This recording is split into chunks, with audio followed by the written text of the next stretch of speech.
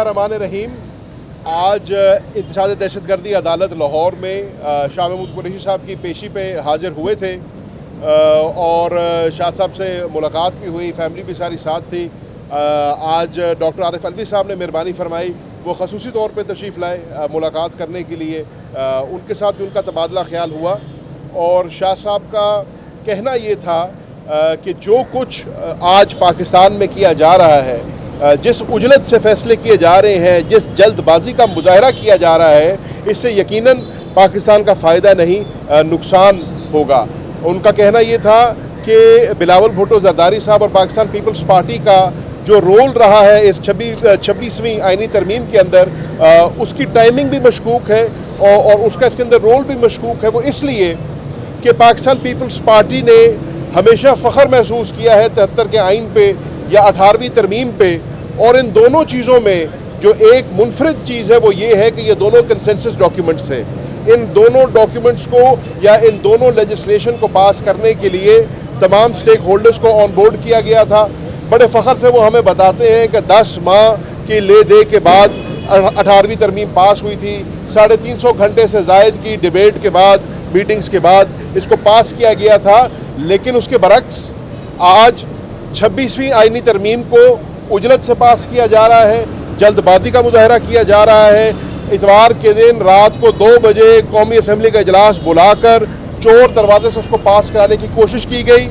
ये अल्लाह का करना हुआ कि इनकी अददी अक्सरियत पूरी ना थी और वो पास ना हो सका।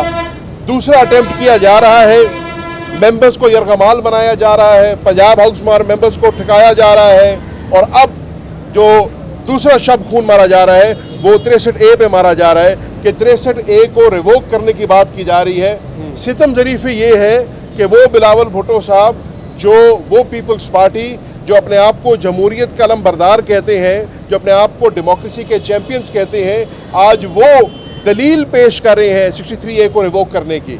63A को रिवोक करने का सिर्फ एक मकसद है, हॉर्स ट्रेडिंग, फ्लोर क्रॉसिंग और मेंबरों की मंडियां लगना। तो अगर आप मेंबरों के रेट लगवाना चाहते हैं, अगर आप उनको ख़रीदना चाहते हैं, अगर आप उनको बज़ोर बाजू खींच कर उनसे वोट दिलवाना चाहते हैं और उस तरीके से 26वीं आइनी तरमीम को पास कराना चाहते हैं, क्यों, किसी की मंशा के ऊपर या किसी को फ़ायदा देने के लिए, तो इसमें ना मुल्क का फ़ायदा है, ना जमहूरियत का फ़ायदा है, ना अदल और इंसाफ है।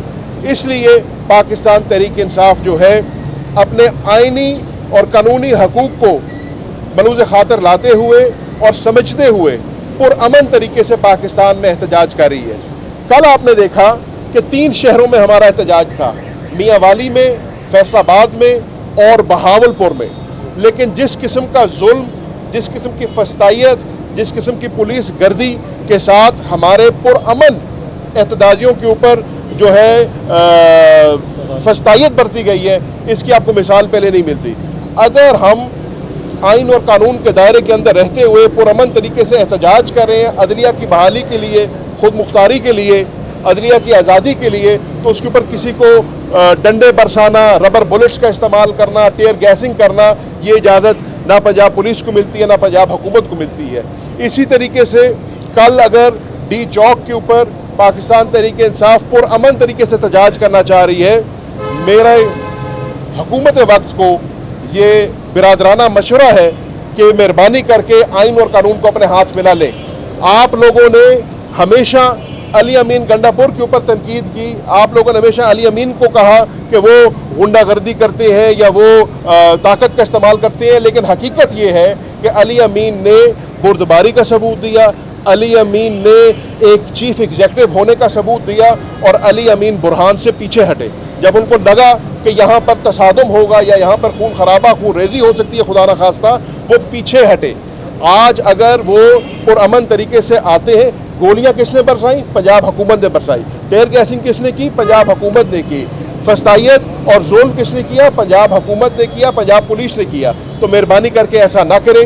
हमारा पुरअमन एहतजाज है, हमें आइन और कानून उस एहतजाज का हक देता है और हमें उस हक पर एक्सरसाइज करने की पूरी इजाज़त होनी चाहिए।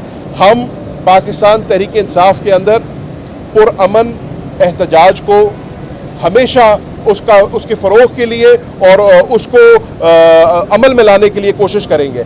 हमें दीवार के साथ ना लगाया जाए और ये गैर आइनी गैर कानूनी हरकत ना की जाए जिससे खुदा न खास्ता कल को पाकिस्तान में नुकसान हो और ये लड़ाई जो है मज़ीद बढ़े। ये मौक़िफ़ है पाकिस्तान तहरीक इंसाफ का, ये मौक़िफ़ था मखदूम शाह महमूद कुरैशी साहब का, और उन्होंने ये भी कहा कि मैं बतौर वाइस चेयरमैन इस जमात के, बतौर नायब कप्तान इस जमात के समझता हूँ कि एहतजाज पुरअमन तरीके से होना चाहिए और हुकूमत को जो है इस कशीदगी में मज़ीद इजाफा नहीं करना चाहिए। शुक्रिया। आप ये बताइएगा कि जब भी आप मुस्कुराते हैं तो उस्मा बुखारी को गुस्सा क्यों आता है? मैंने उनसे कल यही सवाल पूछा, मंसूर अली भाई इधर कल जी मैंने भी उनसे यही सवाल पूछा था, मासूमाना सवाल था, गुजारिश भी थी कि मेरी खुशी और मुस्कुराहट उनको क्यों इतना चुभती है। मेरे ख्याल में हमें कदर करनी चाहिए उन लोगों की जो इतने मुश्किल हालात में भी, जिनकी ज़बान में कोई तलखी नहीं, जो आज भी हम कोई जहर नहीं उगलते, न रियासत के ख़िलाफ़, ना उसके इदारों के, ना दूसरी जमातों के, अभी भी नरमी है, अभी भी बेहतरी की उम्मीद है। तो मुश्किल वक्त पे बस मुस्कुरा देते हैं। मेहरबानी जी, थैंक यू।